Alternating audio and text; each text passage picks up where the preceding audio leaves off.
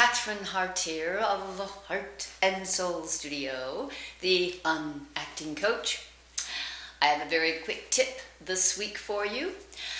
Alright, I bet if you have an acting coach, maybe you're even one of my students, but if you have an acting coach or you've read anything or you've seen a video on how to act, you know that you need to stay in the moment.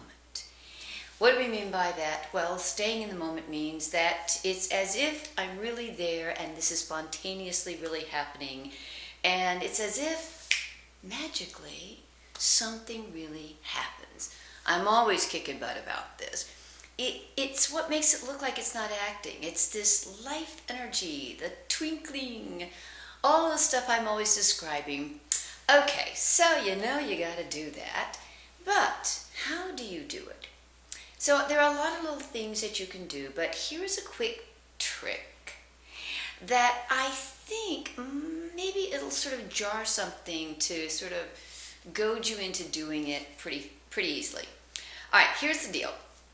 Pretend like the scene that is written down in a script, but pretend like your scene is just an improvisation.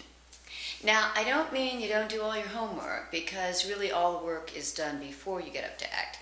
So yes, do your backstory, make sure you break the scene down into beats, or whatever you do that is your real acting technique that you need to apply. Do all of that stuff, hit your marks, know your lines, do everything that you're supposed to do when you really take a scene apart and you really study it. But once you get up to do it, just do what you do when you improvise. So when you improvise, and I do a lot of improv classes, and so when you improvise, you really need to know three things: who, what, and where. The who is, well, your character. The what is the conflict. You do not have a scene without a conflict. And in fact, it's so important in an improv that we call it the game. And the where, that means I have to create my reality as if I'm really there. All right, so you're going to do those three things.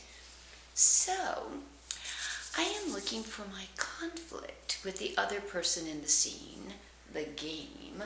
And in improv, I tell people just basically everything the other person does just drives you crazy, or it should at least change you in some way. So it's really you're pushing buttons with each other.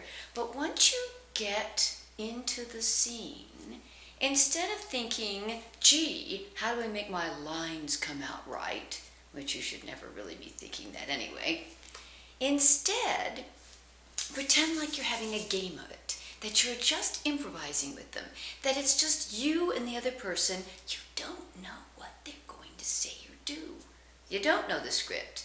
Yeah, you're going to say your lines, but instead of thinking, they're saying their lines and I'm going to say mine, you are instead in character, creating your where, and playing a little game of pushing buttons, and you don't know what they're going to do, so you're going to observe them as if it's an improvisation. By that I mean, you don't know what they're going to do. Don't presume to know. Pretend like you don't really know the scene, that you've never done it before, that it's an improv, and you're discovering this for the first time, so you really pay attention as if you don't know what they're going to do.